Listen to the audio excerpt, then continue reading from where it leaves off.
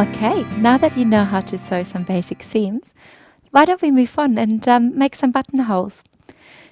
On your machine, you might either have a 4-step buttonhole, which is a buttonhole where you have to change your dial as you go, or you might be lucky and you have a machine that will do it all for you. The first thing we're going to have a look at is a mechanical buttonhole, where you have to do it in 4 steps. Don't worry though, it's still really, really easy. So the first thing we need to do is actually go and change our foot. You can see at the moment I have my standard presser foot on there, which I can use for zigzag and straight stitches, but it won't be working for a buttonhole stitch. You will find that on your machine there's often a lever. At the moment in this machine you can see there's a lever at the back. It might just be a black little button or a red one, or it might be a lever like this. Pulling it towards me will release the foot, and I can take it out easily. These ones are called snap-on presser feet, because all I need to do is just pull a lever to release them and then push the presser foot down, or the lever down to snap them back on.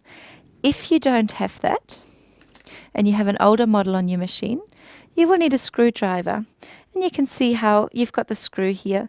You will then unscrew this, turning it away from you, and take out this bit and put your new foot on. So for an older machine, not as quick, but it's also very easy to change. Okay, so I'm going to take my buttonhole foot. You can see this foot has 3 little lips at the front and 1 at the back. So this one is our front, where we have the 3. It also has a sliding thing at the top. This allows me to adjust the width of the buttonhole. For example, if I have a very small button, I only need a very small buttonhole, otherwise it'll come out. So you can actually try and put your button through to determine how big you want your buttonhole to be. It gives you a good indication. So looking at this shank here, you can see for the snap-on foot that there's an indentation here. I want to put my little bar. You will see each foot. We've got a zipper foot here as well. We'll have a little bar there where the shank will snap onto. So I'm going to lower my presser foot with an indentation right over that bar. You might have to wiggle it a little bit until it comes in, but you can hear it click, and that's when you know your foot is on. So that's all it takes to change your foot. I'm going to put the thread and pull it through to the bottom, and I'm ready to go. So let's say I'm using my fabric. Let's say I want my buttonhole to be about this big finished. So where you've got the little arrow on your foot will tell you where the finished length will be. So then, depending on the machine you have, and my machine, it's got a different color, so it's very easy.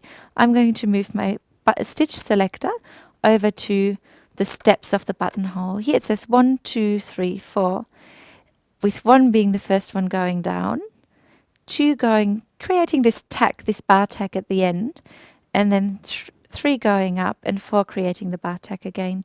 However, I personally believe and prefer starting with what they call here 2 or 4, starting with that bar tack.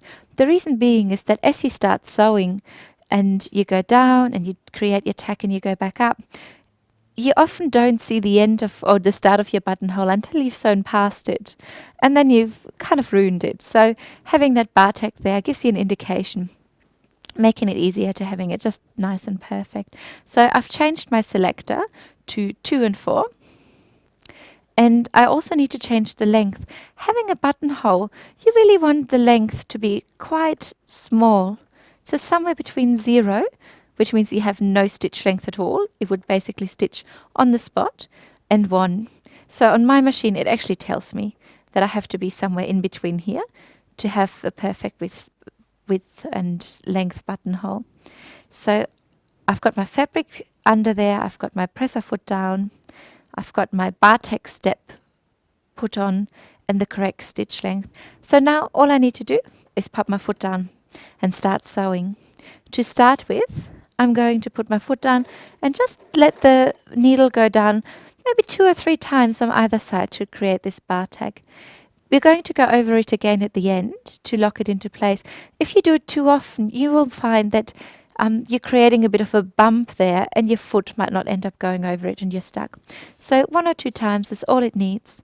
Now I'm going to move my selector onto step 1, which for this machine means that your needle is going down in kind of tiny little zigzags on this side.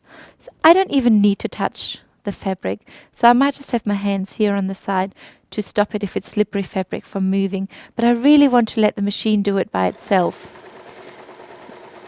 So I'm just putting my foot down until the end. Now, unless you have an automated buttonhole in an electric machine, you will have to lift your foot off the foot control or foot pedal, because it won't stop sewing before the metal and you'll break your needle. So just be aware that this is a guide. So I want to stop a couple of millimeters before the end of the foot. The next thing I'm going to do is I'm going to go back to 2 and 4, because now I want to create that little tack at the end again. Go down a few times. Now if you find your needle is in the down position before you change stitches, you have to make sure it's up, because as you change your stitch, you will see that your needle moves. If it's down in your fabric, then it can't move, or if it does, it might break. And then you have to unpick your whole buttonhole and change your needle again. Okay, so I'm in the last step here, 3. So I'm going back up on the other side. Again, I'm not really touching it. And you can see if I didn't have this little tab here, I would just continue sewing until I'm past it. Now I'm putting my needle back in the needle up position by turning my hand wheel. And the last thing I want to do is just go over this tack again, just a couple of times. Perfect. So I've changed my stitch back to 2 or 4. Now you can lift your presser foot. Take out your fabric. Clip your thread. And you have a perfect buttonhole. Now you want to know how to put your button through. So an easy way to open it is to actually use your seam ripper. The seam ripper usually comes with a standard sewing kit. It might even be included with your sewing machine. If not, they're very, very inexpensive to buy. And at some stage you will need to rip your seam. So they're always good to have it in hand. I also want to take a pin. I'm going to put this pin across the bar tack at the end, just before it, within the buttonhole. Then I'm going to insert my seam ripper within the buttonhole on the other end, and making sure you don't have your fingers, because they're very sharp right in front of there. But on the other hand, you're just going to pull along and rip your seam open. And you can see how with that seam ripper I can't go past my tack and actually open my buttonhole. Yeah, it just allows me to pull quite confidently, especially with thick fabric, and know my buttonhole is going to be safe. If you wanted to, you could then go and cut any extra threads. And there you go, you're finished. So the next thing we're going to do is actually going to do a 1-step buttonhole, in case you're lucky enough to have an electric machine that will do all the work for you. After that, we're going to move on to zippers.